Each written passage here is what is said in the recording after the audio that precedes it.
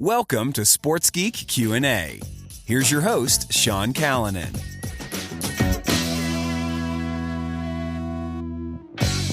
Yes, I'm Sean Callanan from Sports Geek, and this is Sports Geek Q&A. Remember, you can send in your question these ways. You can go to sportsgeekhq.com/questions, and you can submit your question there, or you can send me a message via Twitter at Sean Callanan or at Sports Geek. Or you can hit me up on my Facebook. Sean Callanan Speaks is where you'll find me on Facebook. Or you can send me an email, sean@sportsgeekhq.com. You can try any of these methods, or you can send me a message or give me a call or ask me in real life. Don't forget, you can support our podcasting and newsletter efforts via Patreon. You can go to sportsgeekhq.com/Patreon. So this question, and this is an option. You can have this option. This is a name withheld question. So this comes from Anonymous. Why do sports teams suck at implementing innovation? Okay, now I know why, and now you can see why this might be anonymous. But it is a good question, and I tend to agree. Innovation, and I don't think it's just sport. I think we can lump a government into this question. You can also lump big corporate into this question. Innovation definitely has become a buzzword and a word that attracts attention. And guess what? It attracts money, which is what is drawing government, sports teams, and big corporate to the words innovation. To answer your question, why sports teams suck at it?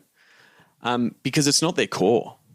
Their core is getting teams on the park, connecting and servicing fans, and getting wins on the field. So you've got half the business that's all about operations, whether it's how do we hit a baseball the furthest, how do we improve our shooting percentage, how do we decrease hamstring in our footballers. So you've got that operations side of it that are doing some high performance innovation. So there's some happening there. And then you've got the sports business side, which is really in the process of getting a game out there on a week to week basis, servicing a highly emotive fan base with a really small team.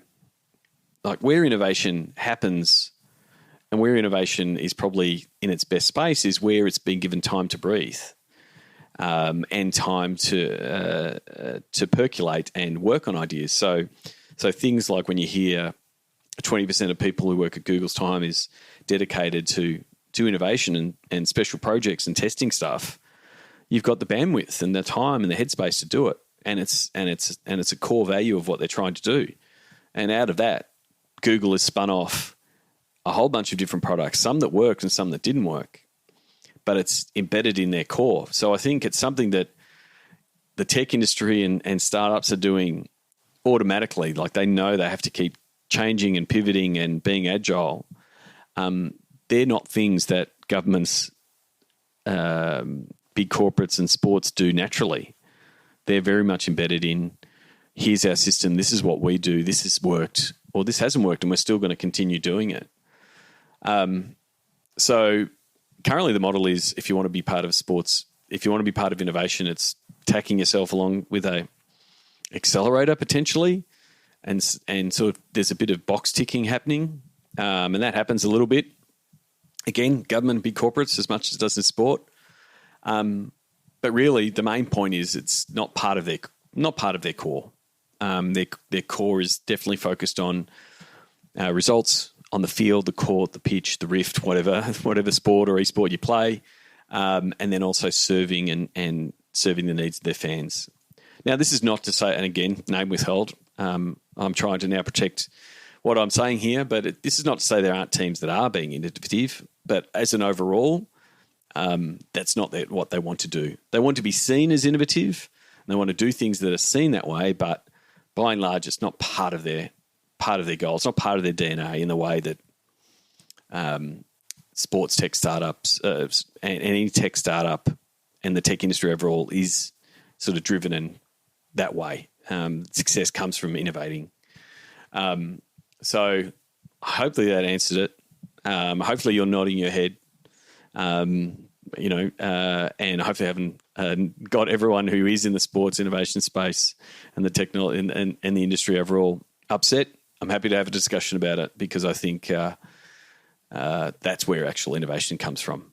A discussion of getting different parties together around ideas and getting smart people involved in a conversation around what you can do, and then what does that project look like, and how do you fund that project. Again, those things aren't natural to sport. It's not to say they couldn't do them, but they're not natural to sport. Question number 2. How do small sports get sponsors, asks Rishi Singh. His question is, hi, Sean. There doesn't seem to be any small or niche sports that can do sponsorship. There's lots of information on getting sponsorship, but all involved get detailed advice with the expectation that sports organisations will have the time, money, resources to devote to obtaining sponsorship. The problem is, though, sponsorship needs to be done in such a way so do the sports. What's the highest leverage advice do you have for smaller organisations who could really use the funds and sponsorship? Thank you, Rishi Singh. So, Rishi, really good question. Completely agree with your sentiment. Small sports, grassroots sports, is something that we're currently we have been doing recently with Football West, and sort of now got greater information on what sports teams and grassroots sports are going through. And for mine, it is, I guess, start with the small stuff and steal with pride, right? So steal with pride is something that I've been saying for a couple of years now. So what are the best things that pro sports is doing that you can do and show that you can implement part of it for your partners? That's the hey, what should we do for them to offer them? That's that part of it. The second part is exactly what pro sports need to do more of. If you're talking to a sponsor, ask them exactly what they want. In the grassroots sense, a lot of sponsors might be supporting you because they love the club and they are members of the club and they want to show support. That's fine. That sort of puts that sports sponsorship in almost charity. But what you can do is actually just say, what do you want? Are you a bakery, a local delicatessen? Are you a grocery store? Are you a petrol store? Are you a car dealership? Dive in a little bit on their business. Do they need to sell barbecues? Do they need to get people to their events? What do they need? Figure out if there is any way at all, you can show them how you can do some of that. Because most likely, if they are a baker or someone that's running a delicatessen or a car dealership, they're not doing a lot in the marketing space and acquiring of new customers, and they don't have a big budget to do that. So they are coming to you as a grassroots club to show their support for the community and potentially get some customers. So they're your only two goals. You want to make sure the community knows that sponsor is involved and they are supporting your club. So then they can tick off the warm fuzzies. But if on top of that, you help them acquire customers and actually drive them business, then you don't have a problem. Strip everything else away. That's all you should be focused on. If digital helps with that, great. If relationships help with that, even better. So it is just about helping the sponsors get what they want. So that's where the opportunity lies. So whether it's, hey, we've got a season launch, we know our sponsors will be all looking at that season launch. How do we integrate our sponsors in what the season launch is across the event, across digital, across what we're doing in the media space? How do we make sure they get their name and brand out there and show that they're a supporter of you? So you really do need to marry it up, that it is part and parcel of sport. But if you just focused on that delivery of what they need, rather than, hey, we've got to build out a really cool looking sponsorship deck and we've got to write a report to tell them how many times their logo appeared on a Facebook post, they don't really care about that. They care about selling more loaves of bread, more sausages from the butcher, and more cars. Really, if you can focus on that, that is the main thing. And be blunt. In the Know your pitch segment of Digital to Dollars. I asked the Spice Girl question. What do you want? What do you really, really want? Ask that question to your sponsor. Once you know that, then go, cool, this is what we're going to try to do to answer that question. Thanks, Rishi, for the question. Really good one. Question 3. I got asked this via Twitter when I announced that I'm coming back. Why are you doing stand-up comedy? Thanks, Laura, who sent that in via Twitter. So if you don't know, April 1st, yes, it is April Fool's Day. I'm making my return to stage in the Melbourne International Comedy Festival. SeanCallanan.com/comedy if you want to come along and laugh at me. I mean, laugh with me.